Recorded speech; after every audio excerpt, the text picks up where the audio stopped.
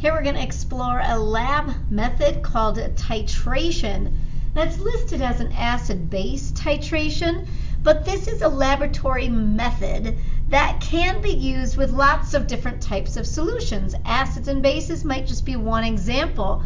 And so because titrating is so fun, we will do it multiple times throughout the semester just to kind of prove that we can use this method with different types of solutions. In a nutshell, it's a laboratory method that's used to determine the concentration of an unknown solution. It could be an acid or a base, or it could be anything. So you've got one solution of unknown concentration. You'll know the identity of the solution, but you don't know its concentration. And you're going to mix that with a solution of known concentration. Now here's kind of the lab setup. You'll have this long skinny tube called a burette. The burette reads top down. It reads volume of solution delivered. So when you start your titration, you fill the burette up to this top like 0 marking. And when the burette is full, it means 0 milliliters of solution have been delivered. And so then you'll kind of notice like the 0 is on the top and here a 50 is on the bottom. Well, obviously if I have it filled to the top mark, it's not empty. It's 0 milliliters delivered. Then on the bottom, you've got this little valve called a stopcock, and that then lets you drip the solution into a flask.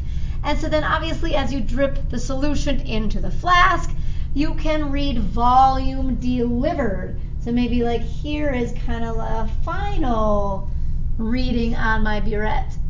And then I can read volume delivered, volume transferred into the flask. All right, so we're going to need the delivery of a measured volume of solution with a known concentration. That's called the titrant, and it's delivered from the burette. So the solution that I put up here in the burette is the solution of known concentration. Known concentration. So I know that my titrant is a 1 molar solution of sodium hydroxide or whatever it might be. So I have to obviously know what it is, and then I have to know its molarity. Okay, so that's in the burette, and then I can measure the volume by reading the markings from the top down, volume delivered from the burette. Then you've got another solution of unknown concentration. That's the one in the flask. So the solution down here in the flask will be your solution of unknown concentration. Unknown concentration. And so maybe it's hydrochloric acid solution. I know it's HCl, but I don't know its molarity. And in the end, that's the goal of a titration, to determine the concentration of the unknown. Okay, so that's called the analyte. The analyte is the solution that you are analyzing, the one of unknown concentration. Okay, so here's the deal. We're going to mix the solution of known concentration into the solution of unknown concentration until we reach the stoichiometric ratio from the balanced equation. So mix the two together until we reach the point where the moles of each reactant equal the mole ratio from the balanced equation, the stoichiometric ratio from the balanced equation, which is a ratio of moles. That then is called the equivalence point. You can also call it the end point. I think they're kind of referring to that down here, the end point.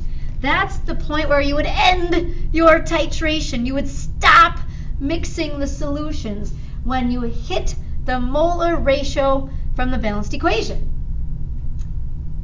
Okay, so for example, let's say it was something like HCl plus sodium hydroxide. This is a +1, -1, +1, -1. And acid-base reactions are really just double replacements. So I've got two solutions. Maybe these are both aqueous. And I do like the double replacement so I can switch like charged ions. So maybe I'd have sodium with chloride, and then whoop, hydrogen with hydroxide. Everything's +1, -1, so that's handy. The formulas are balanced, and my equation is balanced.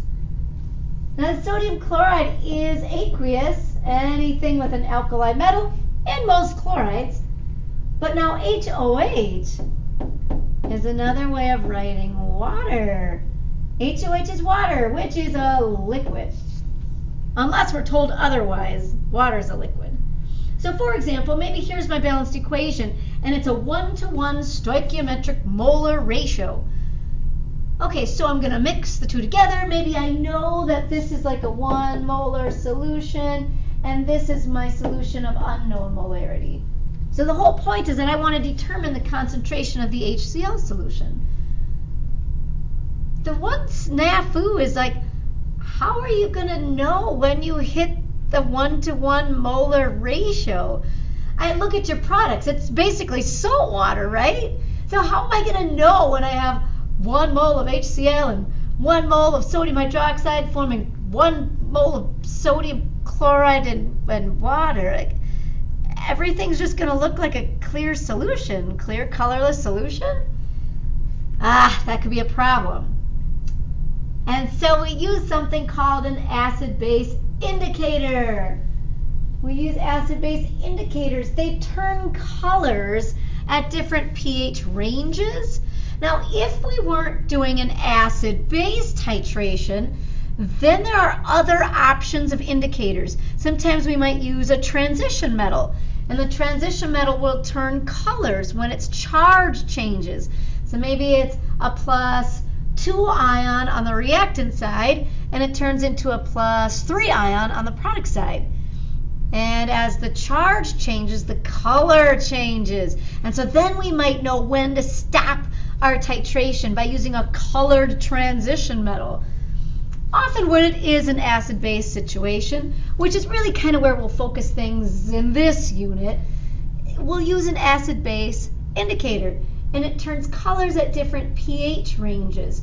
So for example, obviously HCl is an acid, sodium hydroxide is a base, but my products are pretty neutral. And acids are supposed to start with hydrogen, and often bases produce hydroxide, and you don't have any of that on the product side. Sodium chloride solution is totally neutral. Oh, so maybe I could choose an indicator that'll turn a different color when the solution is totally neutral. And then I would know when to stop the titration. These guys here would be neutral. There are some great indicators that might be like yellow in an acid, blue in a base. But when it's neutral, the solution is green. And so in my flask, I would put not only the solution of unknown concentration, but I would also add a few drops of an indicator. So if we were playing along with this example, let's say I know the sodium hydroxide is 1 molar. So let's say this is 1 molar NaOH. And this is my question mark molar HCl. I don't know the concentration. Well, let's say we put the acid in the flask and we add a couple drops of indicator. So initially the indicator is going to show the color of the acid. So maybe a yellow, for example. So it would start out maybe looking yellow. Well, then I drip in my sodium hydroxide until it's totally neutralized.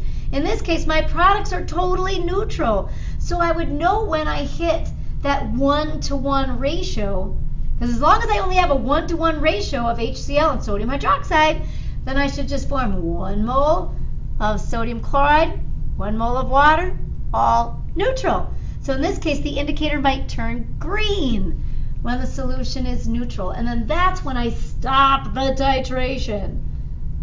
And then again, that could be called the equivalence point, because we would have the equal mole ratio from the balanced equation, or it can be called the end point, the point where I would end my titration. It signals that the equivalence point has been reached. So they kind of go hand in hand. You would end the titration when you reach the equivalence point, where you should have the molar ratio from the balanced equation. So here's kind of the general setup of a titration, and then in the next video we'll look at what the calculations and data might look like.